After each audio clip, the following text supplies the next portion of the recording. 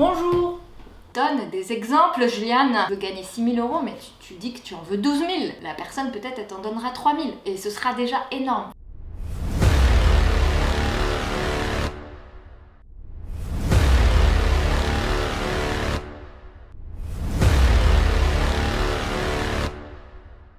Hello la compagnie, j'espère que tu vas bien. Bienvenue dans cette nouvelle vidéo. Je te fais cette vidéo face cam pour te raconter ce que c'est d'entrer dans le monde du sponsoring, puisque pour moi c'était une première.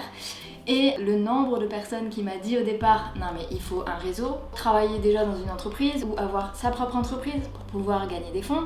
Tout ça pour te dire que à la base j'ai aucune connaissance en sponsoring ou en commerce. Si toi t'es un petit peu comme moi et que tu sais pas par où commencer, créer ton association c'est indispensable, vraiment vous êtes nombreux à me demander si j'ai dû créer mon association. Bien sûr, pour pouvoir récolter des fonds, il faut que tu aies un compte bancaire au nom de ton association. Au niveau des dons que l'entreprise peut te faire, tu peux parfois leur donner un reçu fiscal pour qu'eux puissent le déduire des impôts. Pour ça, il faut être d'intérêt général. Ce n'est pas pour tout le monde puisque ça ne doit pas être à restriction individuelle et personnelle.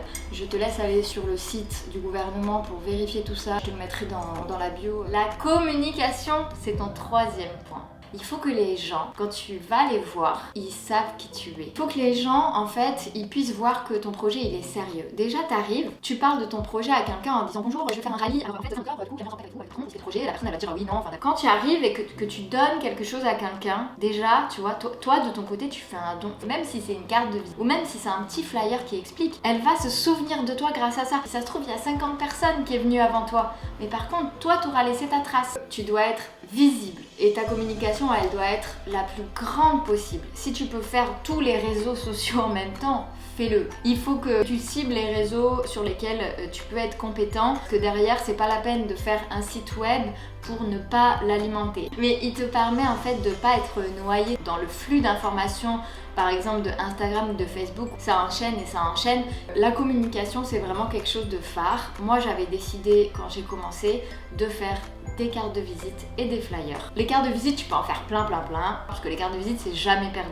Les flyers, c'est autre chose. Il y a des gens qui choisissent juste des flyers pour des événements ponctuels. Moi, par exemple, je sais que pour la tombola, j'avais fait un flyer tombola. J'avais toujours mon petit flyer avec expliqué dedans tout mon projet. Ça peut être intéressant aussi de faire un test, d'en imprimer peut-être 100 ou 200 et ensuite tu en imprimes 500, tu vois. N'aie pas peur de mettre de l'argent dans ta communication. Il faut vraiment que tu aies un budget communication. Cibler tes actions de financement. Tu as deux manières de fonctionner. Les actions qui vont être ponctuelles, tes actions qui vont être longue durée. Exemple. Ponctuellement, tu vas par exemple proposer sur un stand de mettre en avant le produit d'une entreprise qui peut te sponsoriser. Ça, c'est une action ponctuelle que tu proposes à une entreprise en échange de sponsoring. Par ailleurs, tu peux aussi par exemple faire un loto. Tu invites un maximum de monde et tu fais le loto sur la soirée avec... tu fais le loto sur la soirée.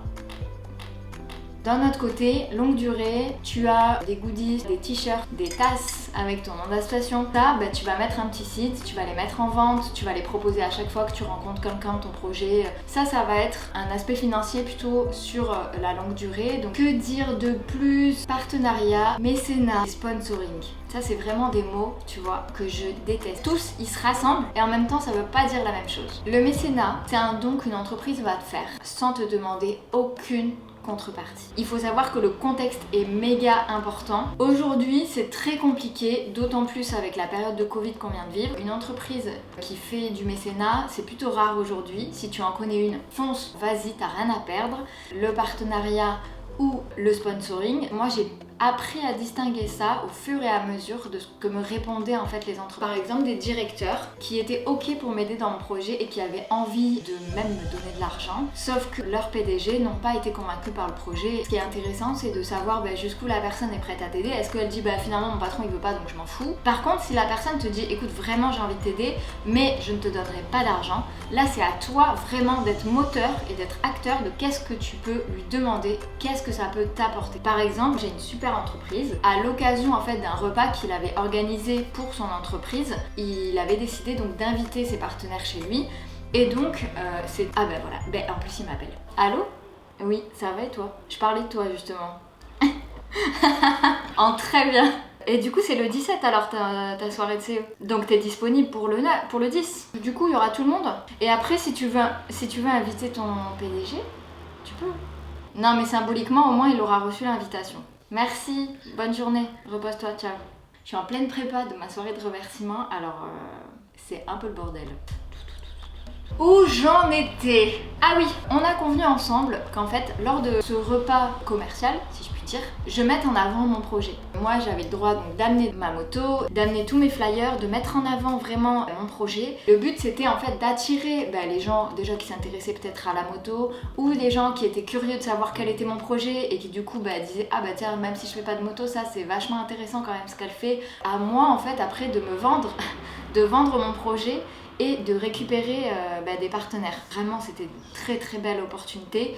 Grâce à lui en fait j'ai trouvé 2 sponsors, tout quand même ça m'a fait 1600 €, ce qui n'est pas négligeable pour quelqu'un qui au final ne m'a pas donné d'argent. Tu vois, dis-toi que le partenaire il peut te donner bien plus que de l'argent et des fois c'est bien plus important. Des conseils, de la connaissance, du réseau. Ensuite, il y a les contreparties. Les contreparties, c'est le Graal.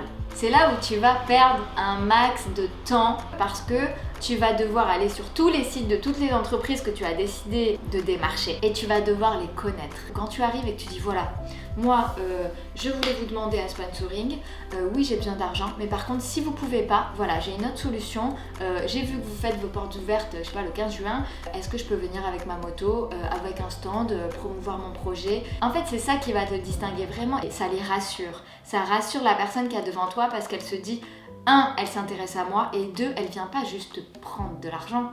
Elle vient aussi pour te donner ce qu'elle peut à son propre niveau. Dans tes contreparties, tu es quelque chose de général, la visibilité, que ce soit sur ta voiture perso ou sur ton véhicule de course.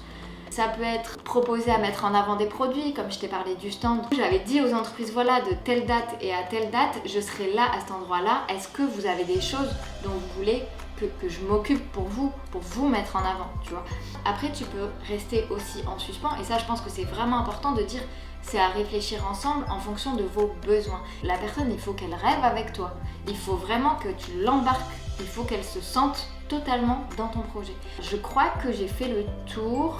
En tout cas, si tu as des questions, n'hésite pas à les mettre en commentaire. J'espère que cette vidéo t'a plu. Je te souhaite de réussir ton projet, de foncer vraiment, persévère, crois en toi. Je te fais des bisous. Ciao!